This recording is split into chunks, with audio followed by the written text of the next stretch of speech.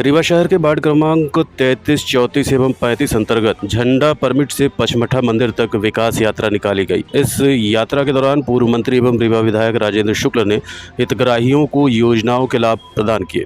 इस अवसर पर निगम के अध्यक्ष वेंकटेश पांडे, पूर्व महापौर वीरेंद्र गुप्ता, निगम आयुक्त संस्कृति जैन एवं अधीक्षण यंत्री शैलेंद्र शुक्ल मौजूद रहे। पूर्व मंत्री एवं रीवा विधायक ने कहा कि भाजपा का हर वर्ग विकास का ध्यान रख रही है। सरकार द्वारा नई नीति बनाई गई है जिसमें मध्य प्रदेश में शराब के अहाते बंद किए जा रहे हैं। नई दुकानें नहीं बढ़ाई जाएगी। ये नीति 1 अप्रैल से लागू कर दी जाएगी। इस नीति से प्रदेश में खुशी की लहर है। मुख्यमंत्री ने कहा था कि अहाते बंद होने से अब महिलाएं सुरक्षित महसूस कर रही हैं।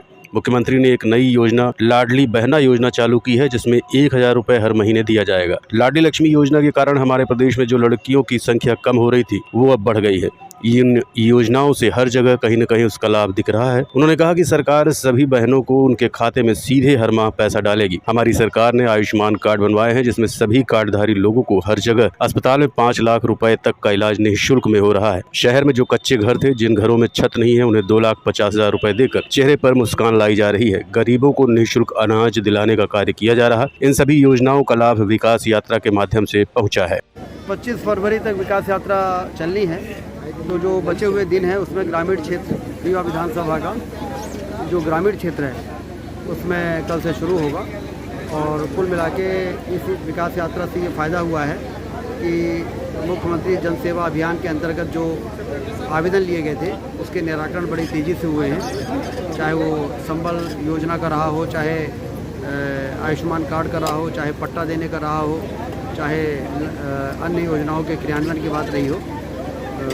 बड़ी मात्रा में पात्रता पर्ची से लेके और पीएम स्वनिधि योजना से लेके प्रकरण स्वीकृत हुए हैं और जनता को बहुत बड़ी मात्रा में लाभ हुआ है। सरकार ने हाथा बंद करने की पिछले शुरुआत की है। कैबिनेट ने जो ऐतिहासिक निर्णय किया है कि जो अहाते हैं शराब की दुकानों के साथ लगे हुए, वहाँ लोग बैठ के जब पीते हैं तो एक अराजकता का वातावरण तैयार होता है।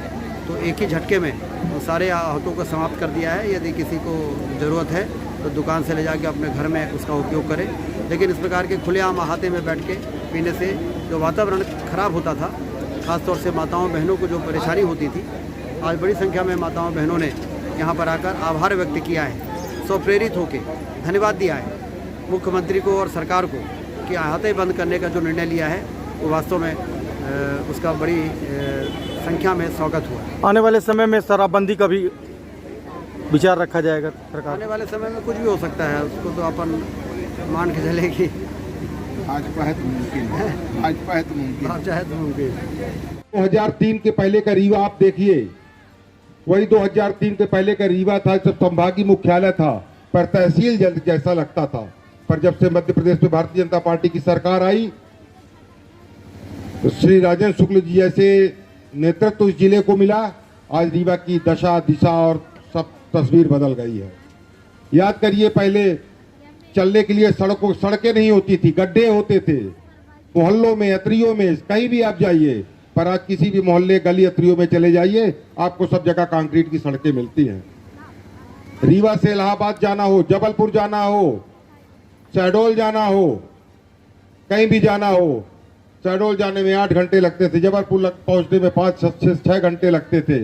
आज इलाहाबाद जाने में 4-4 घंटे लगते थे। जनता पार्टी की जब से प्रदेश में सरकार आई तो भारतीय जनता पार्टी की सरकार ने विकास के कार्य तो किए ही, साथ में जन भावनाओं का आदर भी किया।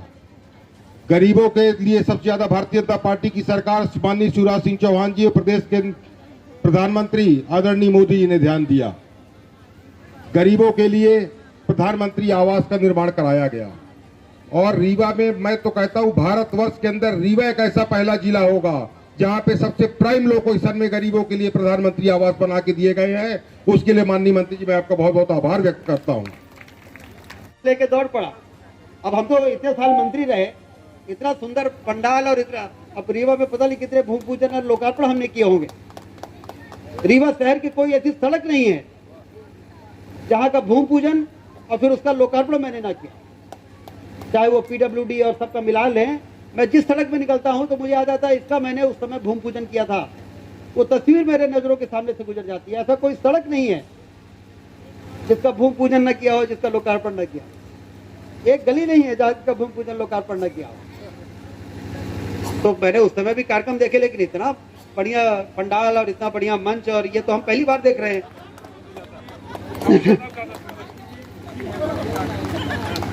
तो ऐसा लग रहा था कि बहुत दिनों से कार्यक्रम करने के लिए तड़प रहे थे, और मुख्यमंत्री जी के विकास यात्रा का आयोजन आ गया तो कहीं कि अब न चूको चौहान।